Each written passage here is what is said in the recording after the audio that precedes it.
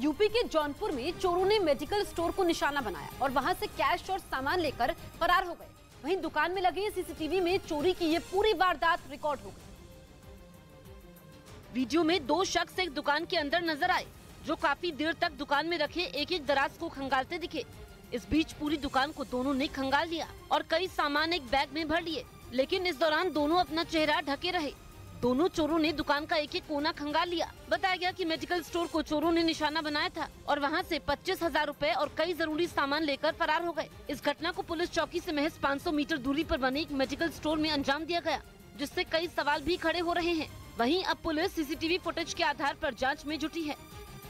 उधर खबर है कि चीन के लिए ताइवान को धोखा देने वाले कर्नल रैंक के एक अधिकारी को गिरफ्तार कर लिया गया। आरोप है कि वो ताइवान की सेना में रहकर चीन के लिए पिछले कई साल से काम कर रहे थे और ताइवान में कर्नल रैंक के इस अधिकारी ने दुश्मन सेना की मदद। ये अपने खेत में 2000 मछलियां पाल के हर 6 महीने में 3 लाख तक कमा रहे हैं। आपको भी ये करना है, इनसे सीखना है तो फ्रीडम ऐप को अभी डाउनलोड कीजिए। मदद करने में कोई कसर नहीं छोड़ी। आरोप है कि इस अधिकारी ने ताइवान सेना की जासूसी कर कई अहम जानकारियां चीन तक पहुंचाई। इतना ही नहीं, उन्होंने एक चिट्ठी पर यह लिखकर वादा भी किया कि अगर चीन के साथ जंग हुई तो वो दुश्मन सेना के सामने सरेंडर कर देंगे, जिसके बदले में उन्हें एक चीनी एजेंट से 5,60,000 ताइवान डॉलर यानी भारतीय रुपयों में करीब 15 लाख रुपए मिले। खबर है कि जिस चीनी एजेंट से उन्हें पैसे मिले वो भी ताइवान की सेना के पूर्व अधिकारी हैं और उन्होंने आरोपी कर्नल को पैसे का लालच देकर अपने साथ मिला लिया था। हालांकि चीन ने इन आरोपों पर कोई जवाब नहीं दिया, लेकिन कहा जा रहा है कि शी जिनपिंग सरकार के इशारे पर ही ताइवान की सेना में जासूसी कराने की साजिश रची गई थी। इसके लिए किसी मोहरे की तलाश थी जो चीन को आरोपी कर्नल के तौर पर मिल गया, क्योंकि ताइवान पर कब्जा करने का सपना देख रहा चीन किसी भी हद तक जाने को तैयार है। इससे पहले उसने अपने इस मंसूबे को पूरा करने के लिए 2 नए आर्मी जनरलों की नियुक्ति भी की थी।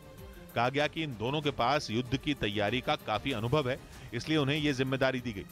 खबर तो यह भी सामने आई थी कि शी जिनपिंग इन नए जनरलों के साथ कई बैठकें भी कर चुके हैं।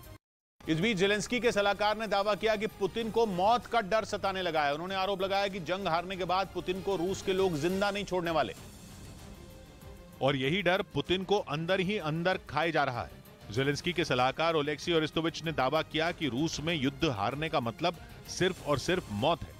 उन्होंने आरोप लगाया कि अब जबकि पुतिन यूक्रेन में हारने की कगार पर हैं, तो उनके दिल में जान जाने का खौफ बैठ गया है।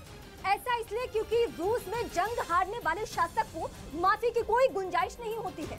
यानी अगर पुतिन यूक्रेन में हारे तो एक राजनेता के तौर पर तो उनका अंत तय है, साथ ही उनकी हत्या भी की जा सकती है। अरिस्टोविच के मुताबिक अब ये जंग पुतिन के लिए यूक्रेन को हराने से कहीं ज्यादा अपनी जान बचाने की हो चुकी है, जिसमें वो कमजोर पड़ते दिख रहे हैं। उन्होंने दावा किया कि खैरसोन से रूसी सेना का पीछे हटना पुतिन के लिए चिंता की वजह बन गया, जिसके बाद उन्हें अपने ही देश में मौत का खतरा सताने लगा।